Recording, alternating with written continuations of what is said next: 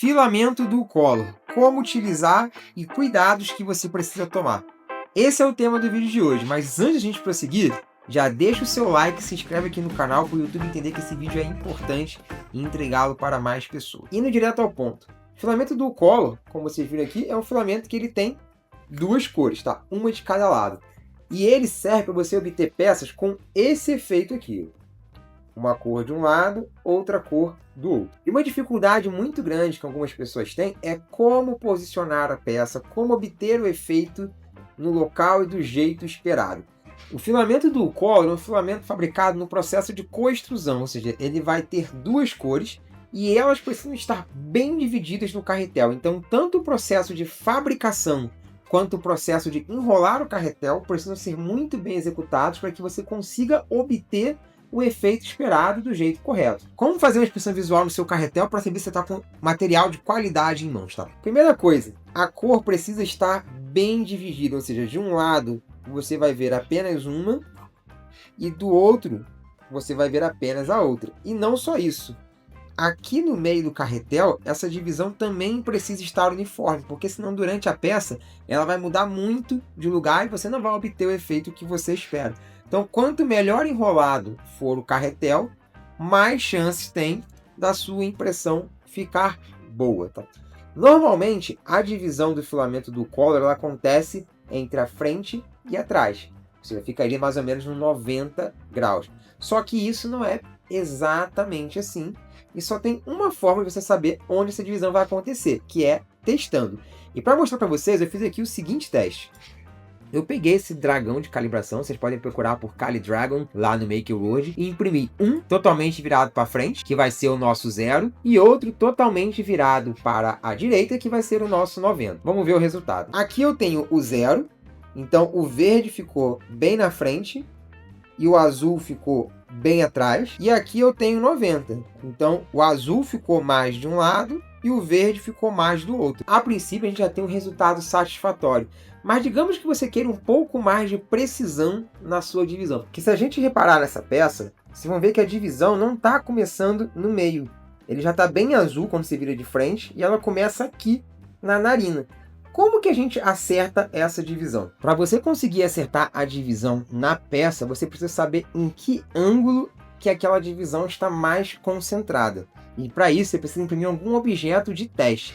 Muitas pessoas imprimem um círculo, como se fosse uma moeda um pouco mais alta, tira isso da mesa, observa e tenta ali deduzir qual que foi o ângulo que precisa virar. Mas para ajudar vocês nisso, eu desenvolvi um projeto de teste que está disponível no MakerWord, que é esse Dual Color Test, que é feito da seguinte forma. Você tem faces retas, cada uma com um ângulo, tá? Ou seja, eu tenho 0, 30, 60, 90 e os respectivos negativos. E em cima eu tenho ali os meio termos, ou seja, entre o 0 e o 30 eu tenho 15. Você vai imprimir essa peça e vai identificar onde que a divisão está acontecendo. Vamos ver aqui, ó, como que ela fica. Esse é o nosso teste. Então, se a gente for olhar aqui, ó, a divisão acontece aqui, ó, no 75, lembra? Virou um pouquinho, ela muda de cor, virou para o outro, ela muda de novo. É ali que a divisão tá. Voltando aqui para o dragão de calibração, eu vou apagar esse, que a gente não precisa mais dele. Vamos focar nesse daqui. Primeira coisa que você precisa fazer, tá? O ponto que você quer dividir, ele precisa estar virado para frente. Então, digamos que o dragão originalmente estivesse assim. E você quer que a divisão esteja bem aqui no meio do nariz dele. Você precisa pegar esse dragão e vai virar reto para frente. Você pode clicar aqui em front, ó. Beleza, ficou retinho. Vim rodar novamente, vai aqui no X e vai colocar 75. Você vai ver que ela tá virada para o lado agora, mas diferente do 90, ó, ela não tá totalmente para a direita. Ela tá um pouco inclinada, onde eu acredito que a divisão vai estar.